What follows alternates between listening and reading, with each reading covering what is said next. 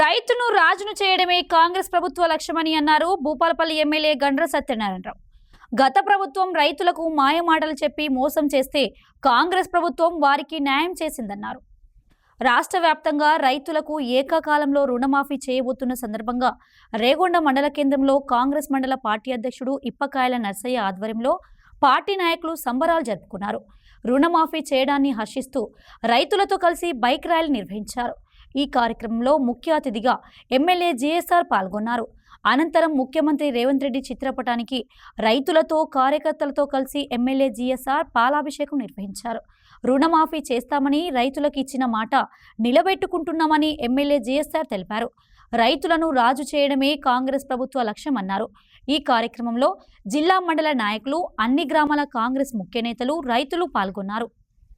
Congress party 2000 సాధారణ ఎన్నికల ముందు ఇచ్చినటువంటి మాట ఏదైతే ఉందో, శ్రీమతి సోనియా గాంధీ గారు తుక్కుగూడలో చెప్పిన 6 పథకాలు ఏవైతే ఉన్నాయో, రాహుల్ గాంధీ గారు వరంగల్ రైతు డిక్లరేషన్లో చెప్పిన ఏదైతే 2 లక్షల రుణమాఫీ ఏదైతే ఉందో, అధికారంలోకి వచ్చిన తర్వాత కాంగ్రెస్ ప్రభుత్వం రేవంత్ రెడ్డి గారి నాయకత్వంలో 6 పథకాలను మహిళలకు ఉచితంగా బస్ సౌకర్యం కల్పిస్తూ 2100 కోట్లు ఆర్టీసీ కట్టడం జరిగింది.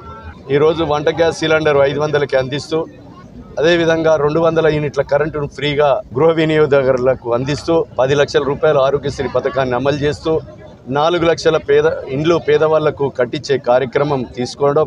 అదేవిధంగా ఈరోజు రైతులకు ముఖ్యంగా పెట్టుబడి సీజన్ 7 నెలల సమయంలోనే అధికారంలోకి వచ్చిన తర్వాత 2 లక్షల పంట రుణం ఏదైతే ఉన్నదో, ఆ పంట రుణాలు కూడా గత ప్రభుత్వం మిగులు రాష్ట్రాన్ని 7 లక్షల కోట్లు అప్పు చేసినా ఈరోజు ఆ అప్పును తీరుస్తూ రైతులకు ఇచ్చిన మాట ప్రకారంగా మనం అమలు చేయాలని చెప్పి ఈరోజు సాయంత్రం 1 లక్ష రూపాయలు ఉన్నటువంటి రైతాంగానికి వాళ్ళ ఖాతాల్లో జమ చేయడం, ఆగస్టు 15 లోపు 2 లక్షల పంట రుణం ఏదైతే మాఫీ చేసి వాళ్ళకి మళ్ళీ తిరిగి బ్యాంకులలో రుణం ఇచ్చే కార్యక్రమం ఈ ప్రభుత్వము రేవంత్ రెడ్డి నాయకత్వంలో తీసుకోవడం జరిగింది.